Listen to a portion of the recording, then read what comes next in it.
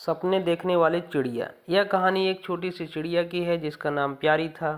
प्यारी बहुत छोटी थी लेकिन उसमें एक बड़ा सपना था। वह हमेशा आसमान में उड़ते हुए बड़ी बड़ी जगहों को देखती थी और सोचती थी, अगर मैं उन जगहों तक पहुंच सकूं तो कितनी मज़ेदार बातें हो सकती हैं। प्यारी के पास एक छोटा सा घर था जो बड़े एक पेड़ की शाखा पर बना हुआ था। वह हर दिन अपनी माँ के साथ खाने पीने का काम करती, लेकिन दिल ही दिल वह हमेशा अपने सपनों के बारे में सोचती रहती। उसके दिल में यह ख्वाहिश थी कि एक दिन वह बहुत ऊंचा उड़कर बहुत दूर तक जाए, जहां उसने कभी नहीं देखा।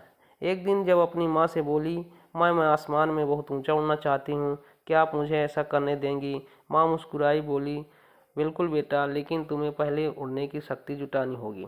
प्यारी ने अपनी माँ की बात मानी और रोज़ सुबह जल्दी उठकर अभ्यास करना शुरू कर दिया। उसने पंखों को फैलाना, हवा को महसूस करना, अपनी उड़ान को मजबूत बनाने की कोशिश की। वह हर दिन थोड़ी ऊंचाई तक उड़ने की कोशिश करती, कभी गिरती, कभी थक जाती, लेकिन हार नहीं मानती। एक दिन वह बहुत थक कर पेड़ पर बैठी थी। उसकी मुलाकात एक बड़े बाज से हुई।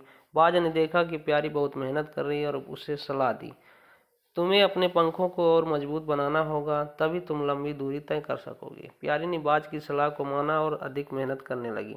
कुछ दिनों बाद प्यारी ने महसूस किया कि उसके पंख और मजबूत हो गए हैं, वह ज़्यादा ऊंचा उड़ सकती है। एक दिन उसने अपने घर से दूर उड़ने का निश्चय किया। वह पेड़ से उड़ते हुए आसमान में ऊंचाई तक पहुंची। उसने बहुत दूर तक उड़ते हुए घाटियां, पहाड़ और नदियां देखी। वह बहुत खुश थी क्योंकि उसका सपना सच हो चुका था।